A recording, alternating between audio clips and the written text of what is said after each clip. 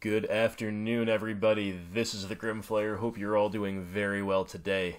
Playing some more Golgari, and yes, it's still the Dark Confidant build for now, although we don't see Confidant or his competitor, the Taziger, in hand. I guess we wouldn't have either no matter which version we played if we look at it that way, but it is no Bob, but we are on the Bob build. Definitely enjoying it, I have to say. Definitely enjoying it. I'm going to continue playing both of us, as I've said before, but for the near future, at least, you can expect mostly Dark Confidant builds to be uploaded here. So, before we get into the game, I have to thank a brand new patron. We are thanking Remy Marchiat. Please forgive my attempt at what seems to be French. But regardless, Remy is our newest patron, a confidant. Thank you so much, my friend. Very generous. Great to have you on board. And if you would like to support the channel, you can visit the link in the description below to my Patreon page. You can also like, share, and subscribe. I would appreciate anything you can do. So without further ado, let's play some Golgari. And our hand, we're on the play, and our hand is pretty borderline. We are going to be in spectacular shape if they're a deck that plays to the board. Specifically if they're a deck that plays small, non-recursive creatures. And we are going to be in a lot of trouble if they don't, potentially. We still have some plays, but yeah, we really are keeping this hand, of course, hoping that Fatal Push and Abrupt Decay are going to have some profitable targets. And even if we do have good targets for those cards, the hand is still not, like, fully functional on its own. We need to hit at least a third land drop for Liliana, the Last Hope, and ideally a fourth land drop to play out our Tireless Tracker. So the hand is definitely going to be pretty swingy one way or the other, but I think we're supposed to keep it in a blind game one, not really knowing what we need. So, of course, Hissing Quagmire is fine there, and we'll pass. Cavern of Souls is a good sign, and it is humans. This is a matchup that is top of the meta still, but I just have not been seeing lately at all. So I'm glad to see this finally get a chance to make some content for the channel, showing how we play against humans, and they're going to lead off on a Noble Hierarch. So generally, I think against humans it is wise to follow the Bolt the Bird philosophy, and here is no exception to that, especially because I have a absolute plethora of removal in my hand, so I don't need to be stingy with it. I'm just going to go ahead and Bolt the Bird. Now, I could also have fetched and played Abrupt Decay, and that would have been fine too. That would have been a reasonable line. One reason I didn't is because I might not actually fetch at all this turn, just to give myself a higher chance of hitting a third land drop, which, now that we have Liliana of the Veil, is our best draw, is a Blooming Marsh next turn, or any other untapped land, really. And also, it's not a bad idea to keep Abrupt Decay around because it can kill their 3-drops without needing a Revolt trigger, and of course they play a lot of 3-drops, a lot of really powerful ones. We also just get to hold up Fatal Push here, too. We get to play the Fatal Push on their end step if we're so inclined, so that just gives us a lot of options here, and let's see what they have. It's a Meddling Mage, okay? This card is, every now and then it'll get you, but it's not very good against us because we just have such a wide variety of ways to kill it. And they name Fatal Push, which makes sense. It's something they can assume we probably play 4 of. We are representing it right now, so that makes total sense. But, of course, we have other ways to deal with the Meddler coming up. Now let's try to draw a land here. We drew a land. It's one we have to shock in, but trust me, I will not complain. That was the perfect draw, because now we get to just play. Well, let's make sure our MTGO client is not, yeah, there we go, okay. Now we just get to play Liliana of the Veil, edict this thing away. This is completely perfect. And unless they have a haste creature off of a land into Mantis Rider is probably the only way they really cleanly take care of Lily before we get any more value out of her. They're not emptying their hand quickly this game, so her ticking up and then ticking down again is potentially going to be awesome. We get to keep all of our spot removal in hand. Well, they have a Cavern, and they're tapping for Jeskai color, so it is indeed the Mantis Rider, so that's actually quite good for them. We have had a very good collection of cards, and our progression has been really strong so far against a Humans deck, but that was nice. The Mantis Rider off the top was really nice for them. That was their best play. So, we draw an Assassin's Trophy. Okay, we're just getting more and more removal here. So, here, what are our options? We could play Tireless Tracker, kind of take a turn off. I don't really like that. It gives them a nice window to Reflector Mage. We go shields down. Maybe they, start Kite Sail freebootering us, stuff like that. That could just get kind of ugly. Also, it would just violate the general principle of let's attempt to only play Tracker when we can follow her up with a land most times. So that's a no. Liliana the Veil is not that unreasonable. You could actually play her, tick her up, target the Mantis Rider. They would, I guess, have to have land into another Mantis Rider or Lieutenant and Phantasmal Image, something like this, to get her. So that's at least somewhat safe, but I don't think it's the best play. I think we're supposed to just hold up removal here and pass, especially because, like I said, we hung on to the Abrupt Decay. It's good here to have an out to the Rider. And yep, they'll just start off with the attack. That's fine with me. I'm happy to decay this thing. Alright, Horizon Canopy is a really nice one for them in this matchup, and they're going to play a Champion of the Parish, sure.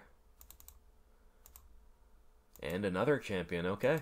This is a pretty good way to rebuild after we've answered their first 3 creatures, but, if they had had a third play this turn, this could have been kind of bad, especially if it was something that's naturally a 2-2, like another Meddling Mage. But as things stand, this is really nice for us, because we just get to push the bigger champion on the end step, then we'll untap, and we're going to play the Last Hope, and kill the smaller champion while ticking up, which, as you've heard me say before by now, is just completely incredible. Such value, and we've kept pace with them really well. We've answered their stuff really well on a one-for-one basis. Now here's where we pull ahead. This is where we pull ahead. Lily the Last Hope. Gotta love it.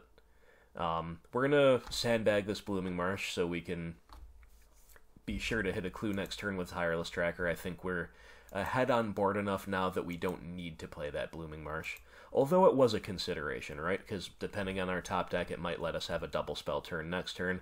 It might let us hold up Hissing Quagmire, things like this. But I chose to hold it. Ooh, the opponent just passes. That is interesting. That is very interesting. So I'm not really sure what that means, but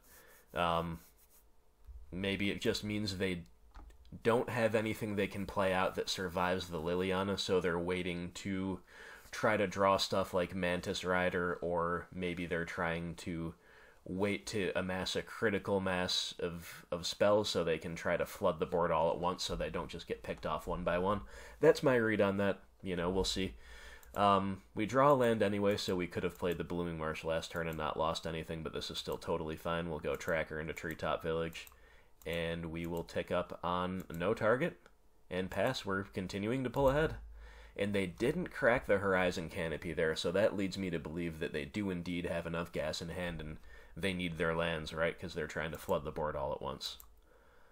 But maybe the fact that we're going to be getting cracking clues is going to incentivize them to play some stuff out. Let's see what they do.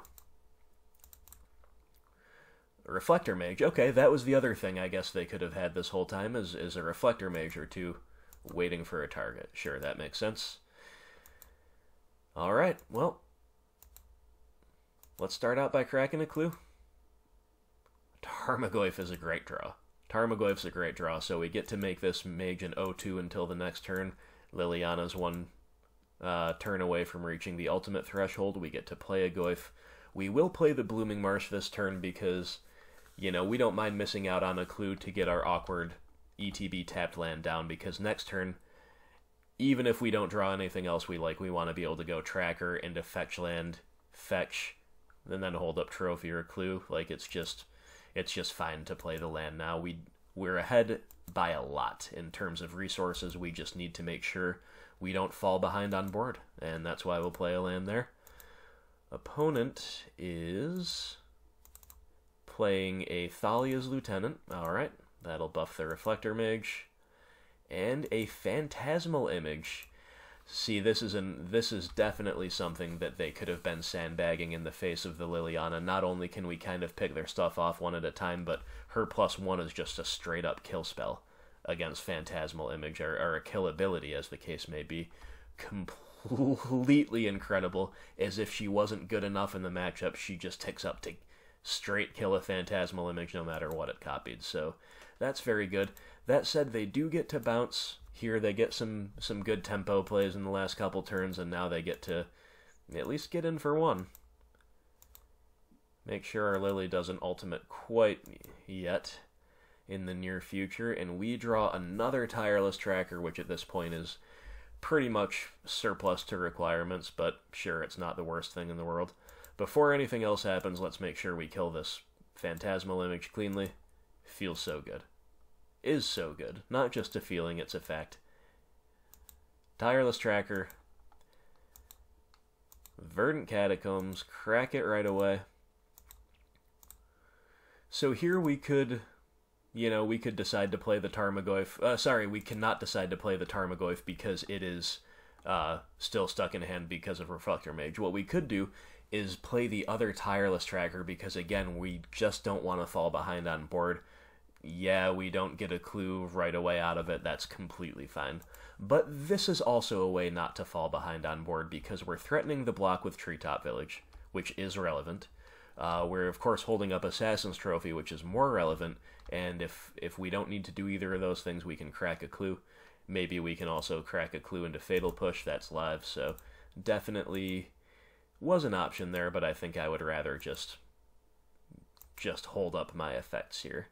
So they will crack the Horizon Canopy in search of more gas. They'll find it. Champion of the Parish will buff the Lieutenant. And Thalia, Guardian of Thraben. Okay, so it's worth noting that our opponent's progression has been very strong, too. Like, our opening hand was great against humans and all that, and we've had some nice draws as well, but our opponent's progression has been absolutely beastly. It truly has. And now we have pushed, decayed, edicted, pushed again. We've cleanly killed 2 things with Liliana the Last Hope, and they still have a 4-strong board with a bunch of relatively big things, so, this is just kind of how humans are. Alright, so they are sending both in, and now we are taxed by Thalia, but we can still go ahead and trophy the bigger thing here. And they were both coming at Liliana the Last Hope, of course. We're going to let the other one through. We don't really need to ult her to win this game, although that would be a way to pretty much guarantee the win. We just need her to keep ticking up and killing things and being like an 6-for-1 by the time the game ends. That's just fine. That's just fine with us. So we'll let her get hit for 3 to keep our tracker on board. And the opponent just plays out of planes, so at the end step they'll be able to cash in this canopy, but for now that's all they got, and they will pass. So Collective Brutality, it's just another kill spell, and that is just perfect here. So we get to cleanly kill this Thalia. Feels great. Now we're no longer taxed, so we can afford to crack a clue first and see if we find anything spicy, or something we want to just pitch to the Brutality. Both are live here. Treetop Village, okay. That's a good enough card that we won't pitch it, we'll just play it. So no escalation here, we're just going to cleanly kill the Champion of the Parish, just a straight 1-for-1, that's totally fine. And now we get to play a 5/6 Tarmogoyf, which is also pretty good. So that was a completely incredible turn. These are the types of turns you live for on a Golgari deck. That felt great. Felt great, great, great. We drew a card, we made a clue, we killed something with a Planeswalker, we killed something with a spell, we played a 5/6 for 2, and we attacked. I mean, what more do you want? We also played a Treetop Village. So good. So that was a completely incredible turn. The opponent's cracking the Horizon Canopy looking for some gas, but yeah, they would have needed some very, very good things there to stay in the game. Probably, with 2 cards in hand, probably would have needed to have been Mantis Rider plus something else, like something that costs only 2. So maybe Rider into Thalia's Lieutenant so they can get this Liliana off the board, or Rider into Phantasmal Image for the same reason. And then even so, they're behind on cards. They are going to struggle to deal with our 5/6. We've got a bunch of clues to crack. We've got the manlands. We still would have been fine, but in order to not just completely get buried starting next turn, they would have needed those two types of cards off the top, and they didn't seem to have it. So scoop it up, and game 2 is what they say, and we are happy to do so. So that was honestly both decks kind of flexing their muscles, right? Like, we had a hand, as I identified in the opener, definitely one that could have been very suboptimal against decks that did not play to the board with small creatures that are non-recursive, but instead it was against humans, so our hand was pretty much stacked. We found the untapped land on turn 3, which was the big thing we needed to start going off. And then, the top of our deck was pretty kind to us as well throughout the course of that match, but the opponent had a really strong start too. Hierarch into Mage into Mantis Rider. That Mantis Rider was really important to get our Lily of the Veil off the field. And then, a couple champions of Image, Lieutenant, a couple of Reflector Mages. They had a lot of stuff, but our stuff proved to be just a little bit too strong for them, with the MVP here being, of course, Liliana the Last Hope, who must have, like I said, been about a 6-for-1 by the time they scooped it up, between all the, in addition to all the kills she made, the damage that she absorbs as well, just also very, very good. So, anyway, still loving to Lily the Last Hope, that is for sure. She shines a lot in this matchup, but humans is a really tough one. I've heard it said, I can't remember where I read this, but I've heard it said that whatever you think your humans matchup is, it's like 5% worse than that. Like, if you think you're 55-45 against them, it's really a 50-50. And that strikes me as pretty true.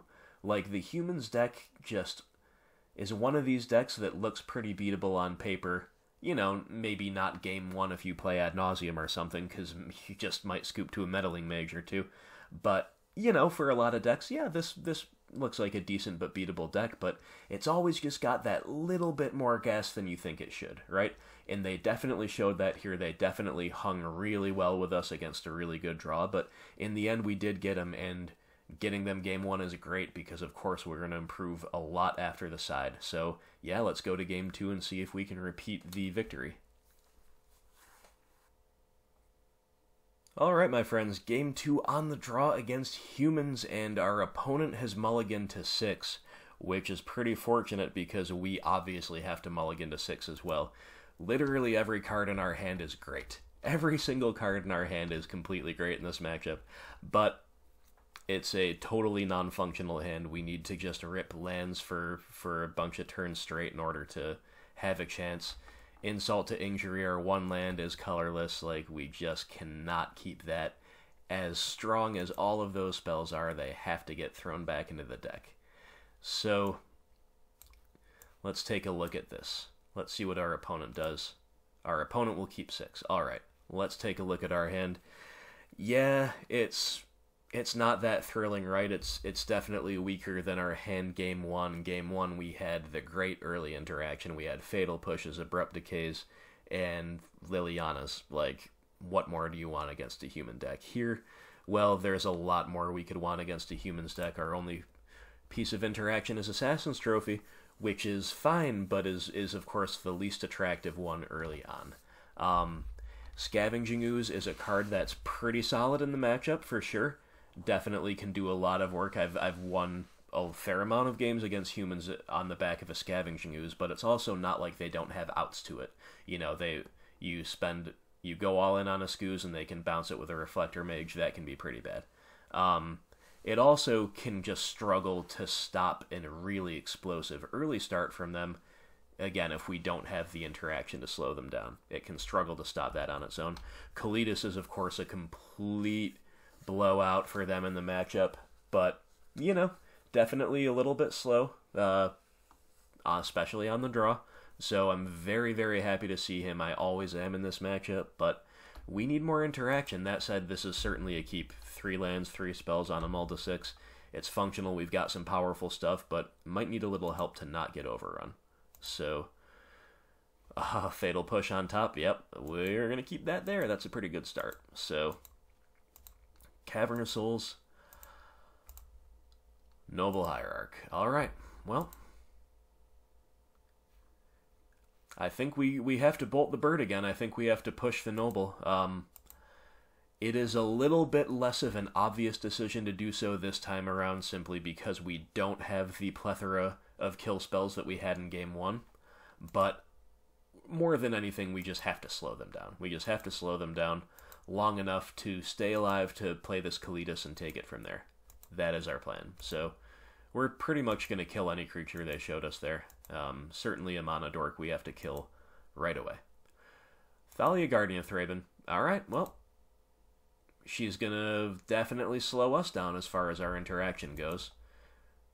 That is for sure. We'll draw a Blooming Marsh. Okay, I don't mind that draw. It makes sure we're going to hit land 4 on curve for Kalitas. We cannot trophy this this woman even if we wanted to, so Scavenging Ooze and pass. That's probably what I would have done anyway, frankly, even if she wasn't taxing us. Of course, we cannot tangle with her because she has first strike, so we'll take 2.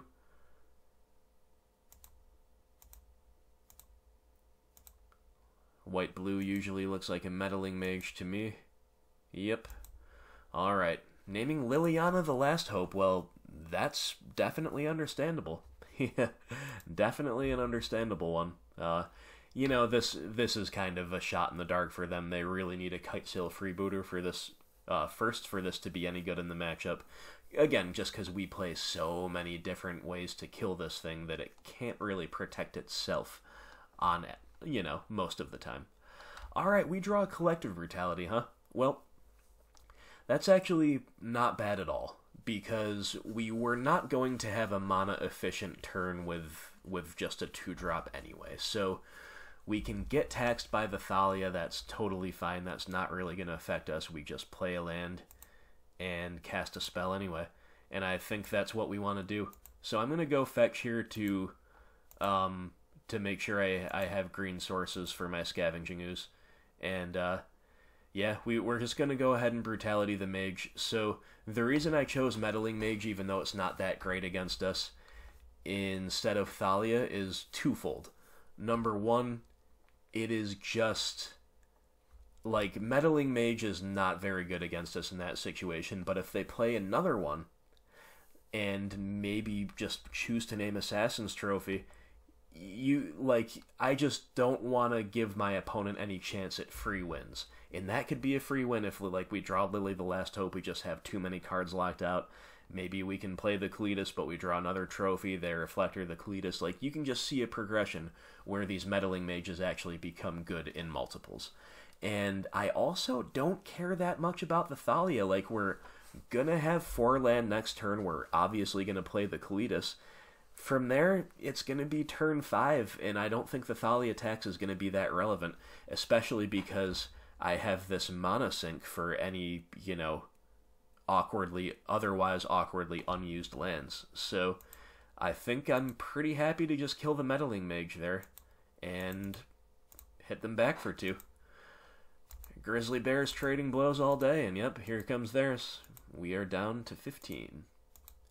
And what have they got?